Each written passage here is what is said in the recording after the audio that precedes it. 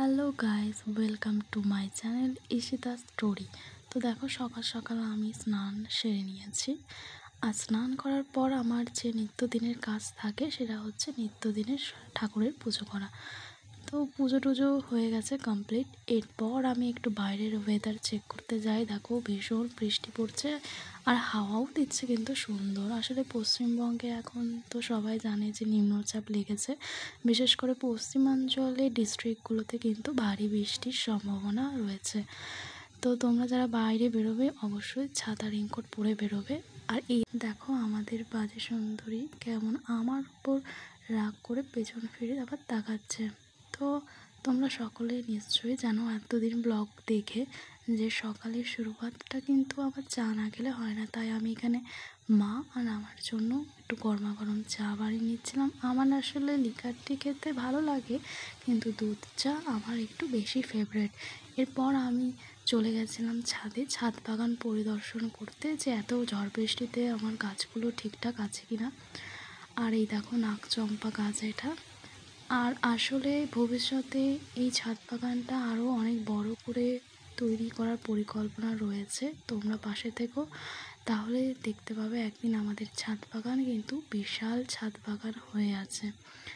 এরপর দেখো, আমি রেডি হয়ে নিয়েছি। আর কোথায় যাচ্ছি সেটা তোমরা তো একটু পরেই জানতে পারবে। তো আমি কুর্তিটা পরে নিয়েছিলাম, গরম লাগছিল ওই জন্য বেশি কিছু পরিনি। আর সিম্পল একটা মেকআপ করে নিয়েছিলাম, কারণ তোমরা তো জানো যে আমি সিম্পল মেকআপ করতে ভীষণ ভালোবাসি।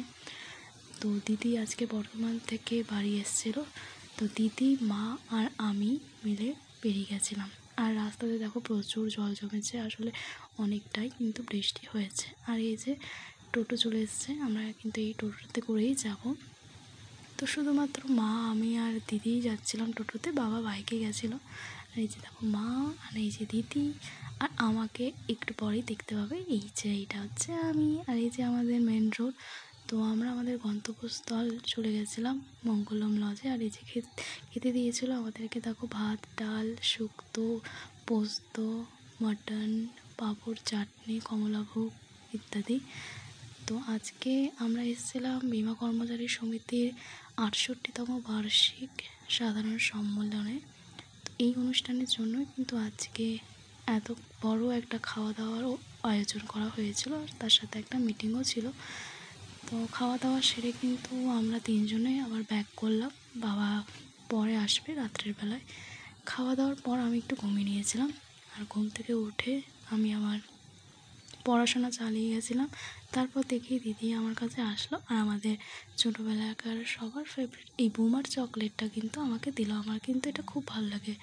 আর তারপর বাবা এসে দেখো, দুপুরে একটু বেঁচে গেছিলো খাবার, সেটাই দিয়েছিলো। মাটন আছে এখানে, এখানে কমলাভোগ, চাটনি আছে। তারপর হচ্ছে আমরা এটাই রাত্রে খেয়ে নিয়েছিলাম। তো thank you guys for watching my blog.